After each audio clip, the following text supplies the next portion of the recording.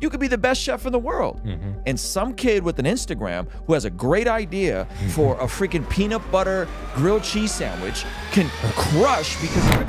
Ruslan. Before we get into that, guys, my name is Ruslan, and this channel exists to encourage you to mastermind your business the master's way. May not be subscribed yet, so if you aren't, please hit that subscribe button. All right, now let's get into the video. So would culinary not be a good idea if I wanted to open my own restaurant? Going to culinary not be a, so would culinary not be a good idea? Like going to culinary school? He's trying to become a chef. He wants to open his own restaurant. Okay. No. You're saying don't go to culinary school? I would say, no, I think culinary school is like a trade school, but it's just way more expensive. I've heard they're super expensive. Super expensive. And they're super Look up the intense. average cost for a culinary school because I'm actually curious. Yeah, no. Here's the thing about Justin, like a normal college. Yeah. Tuition. Okay. Here's the thing about culinary school that I think most people don't factor in. You want to be a chef and have your own restaurant.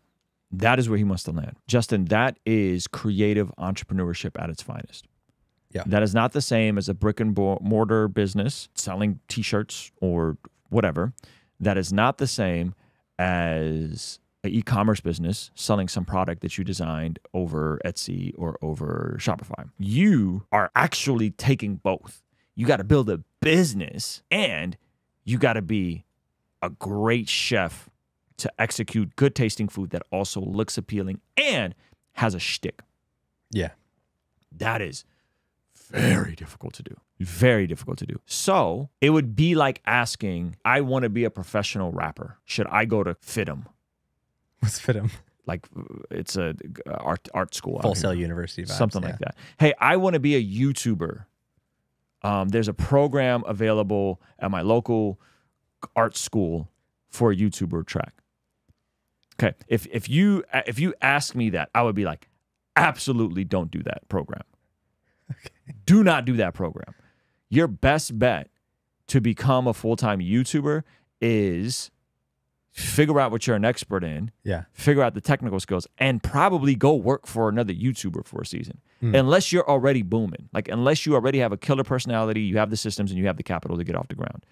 Because you're learning multiple things. You got to learn the creative and the business side. And that is extremely difficult to do, especially as someone under 25 years old.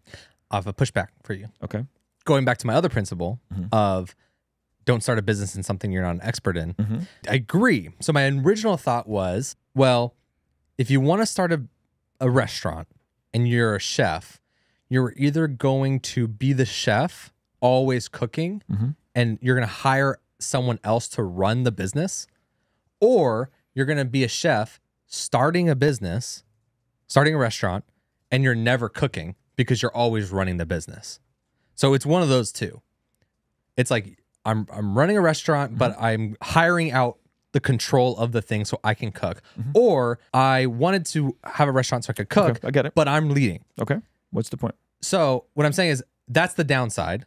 That's the downside. So you could say, don't go to culinary school, partner with chefs that you could partner with. Let's say you just give them a good salary or a percentage, and then you focus on the business, run the business. Okay. But going back to the original thought, which was, if you're not an expert in the food, in the thing, then can you actually properly train the staff to then execute on what the original vision of the restaurant is? But that's based on the presupposition that you have to go to school to be an expert on food. You don't.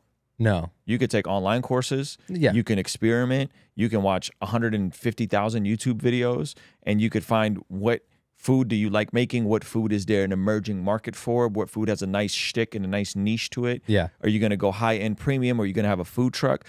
All of that you could work out in real time. True. So you don't need to go to culinary school. You agree, become an expert in the thing. Yes. Doesn't necessarily mean you have to go $35,000 in debt. Yes, that's that. Yeah. This is a ridiculous amount. Yeah. This is a ridiculous amount to learn how to cook. $34,000 to go to school, right? And so, yes, there are technical things you need to learn as a chef, but there's also a lot of business stuff you need to learn to have your own restaurant. Yeah. And to develop both, it's going to be difficult because here's the punchline.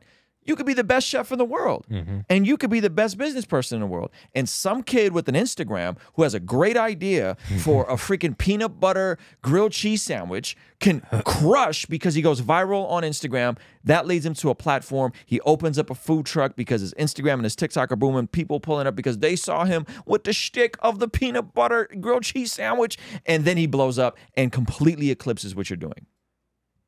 That's the flip side to this whole conversation. Yeah. Because it's going to go back to who has the platform and who's doing something that's interesting in the niche that you're pursuing. Yeah. I think it's somewhere in the middle because like you don't want to be the peanut butter grilled cheese sandwich kid. Yes, I understand. There was from that a one guy brand that standpoint. opened that I was working at Baskin Robbins and he blew up on TikTok or whatever. He was working somewhere, Cold Stone. He opened his own ice cream store downtown New York. 8 months later, closed. Because it wasn't. Because it Yeah, wasn't. once his hype that's died good. down, That's good. people pulling up and we're like, and he's like, I don't have enough to do the storefront. So then there's all that extreme, right? But there's somewhere in the middle where Yes. you're like actually learning the thing. And Here's my prediction on food, and you guys are going to hate me for this. My prediction is that I don't see a lot of restaurants that are paleo, keto focused, animal-based, carnivore restaurants. You can go to an upscale restaurant and get animal-based, keto, you know, like you can go do that, but there's not a lot of places in like a middle tier, like slightly above like Chick-fil-A and In-N-Out, where you can pull up and have like a fire paleo meal. And those same companies could double down as local meal prep companies. So like you have fire recipes that's keto, paleo, animal-based, carnivore. allergen friendly, essentially. Allergen friendly. And if you have high volume and you have systems, you could also be the company that doubles down and people come and they spend $50 on a nice meal, but then they go, you can upsell them and go, by the way, would you like a subscription kit? And we'll deliver these meals to you as a regular meal prep company. This man been up at night.